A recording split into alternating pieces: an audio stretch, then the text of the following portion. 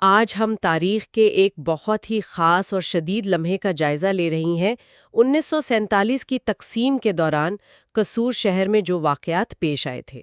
جی، یہ ایک ایسی کہانی ہے جو ایک بڑے سیاسی فیصلے کے انسانی پہلو کو بالکل زمینی سطح پر سامنے لاتی ہے۔ بالکل، ہم اکثر تقسیم کو سرحدوں اور بڑے لیڈروں کی کہانی سمجھتے ہیں، لیکن اصل اثر تو گلیوں اور محلوں میں پڑا تھا۔ اور قصور کی کہانی اسی بڑے المیے کا ایک چھوٹا سا لیکن بہت واضح عکس ہے۔ اور اس جائزے کے لیے ہمارے پاس جو مواد ہے وہ Muslim League attack on Sikhs and Hindus in the Punjab 1947 نامی کتاب کے کچھ اقتباسات ہیں۔ جی، یہاں یہ واضح کرنا بہت ضروری ہے کہ ہمارا مقصد ان دستاویزات میں لکھی گئی معلومات کا غیر جانبداری سے تجزیہ کرنا ہے۔ ہم کسی نقطہ نظر کی توثیق نہیں کر رہے ہیں۔ یہ ایک اہم نقطہ ہے۔ ہم صرف یہ دیکھ رہے ہیں کہ اس ماخوذ میں کیا کہا گیا ہے۔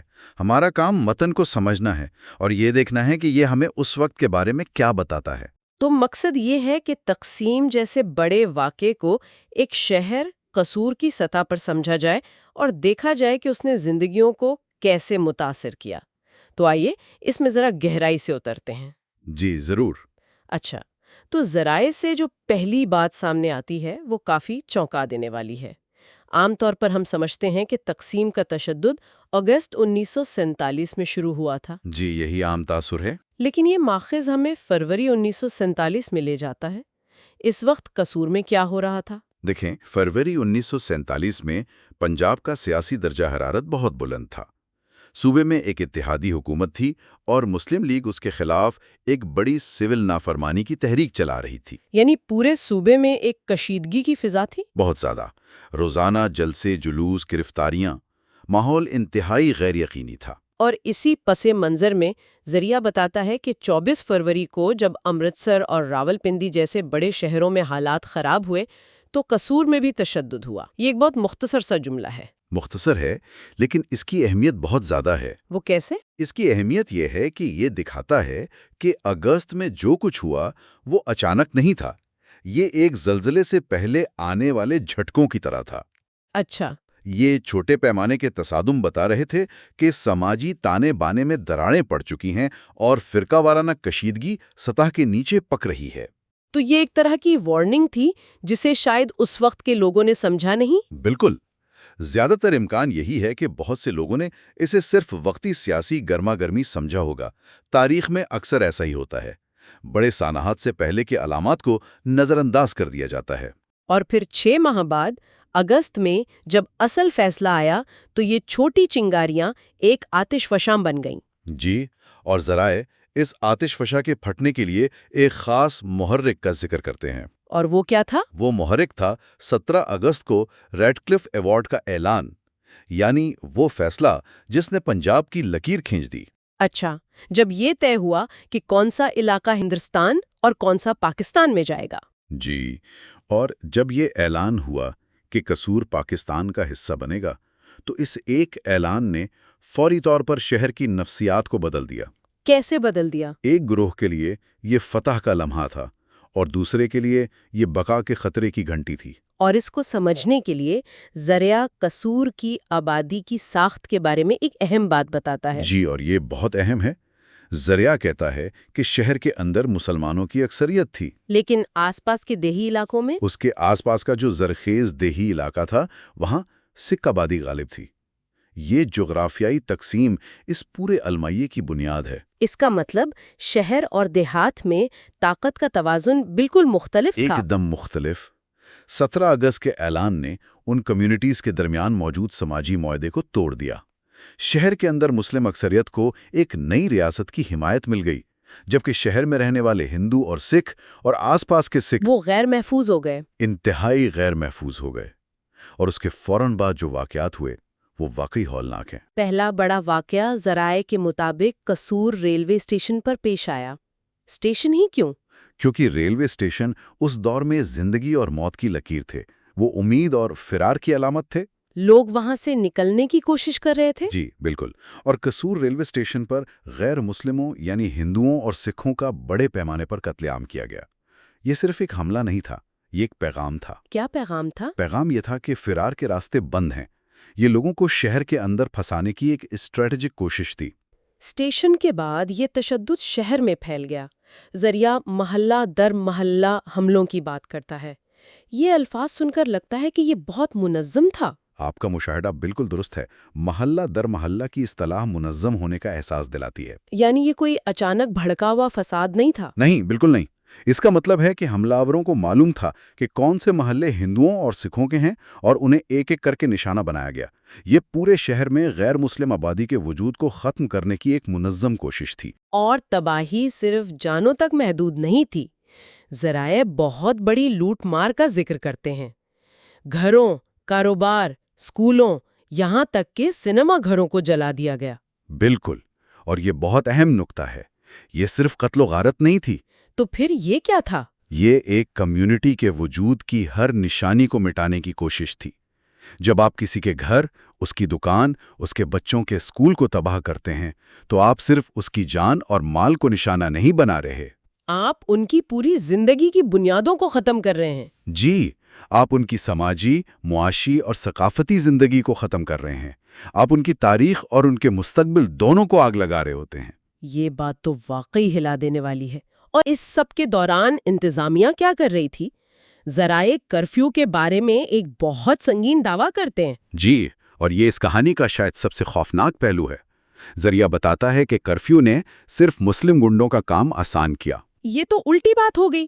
کرفیو تو حفاظت کے لیے ہوتا ہے۔ یہی تو المیہ ہے۔ اس متن کے مطابق کرفیو نے متاثرین کو ان کے گھروں میں قید کر دیا۔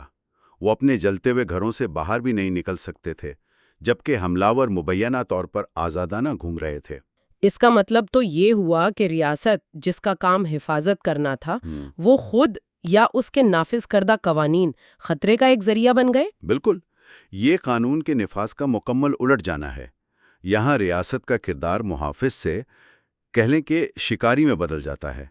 جب پولیس اور فوج غیر جانبدار نہ رہے تو شہریوں کے پاس کوئی پناہ نہیں بچتی۔ اور یہ پناہ کی عدم موجودگی فرار کے راستوں کی بندش میں اور بھی واضح ہو جاتی ہے۔ ہاں، ذریعہ دو اہم راستوں کا ذکر کرتا ہے۔ پہلا اور مرکزی راستہ ہندوستان کے شہر فیروزپور کی طرف جاتا تھا، جو دریائے ستلج پر بنے پل سے گزرتا تھا۔ یہ تو سب سے بڑا راستہ ہوگا۔ جی، سب سے سیدھا اور بڑا راستہ۔ اور ذریعہ دعویٰ کرتا ہے کہ اس پل پر مسلم فوجی تعینات تھے جو پل کے قریب آنے والے تمام غیر مسلموں کو گولی مار دیتے تھے۔ یعنی جو راستہ سب سے محفوظ ہونا چاہیے تھا، وہی سب سے خطرناک بنا دیا گیا۔ یہی اس کی سب سے بڑی ستم ظریفی ہے۔ یہ محصور ہو جانے کے احساس کو شدید کر دیتا ہے۔ تو پھر لوگ نکلے کیسے؟ کوئی تو راستہ بچا ہوگا۔ ایک ہی راستہ بچا تھا، جو کھیم کرن کی طرف جانے والا ایک چھوٹا اور غیر اہم کچا راستہ تھا۔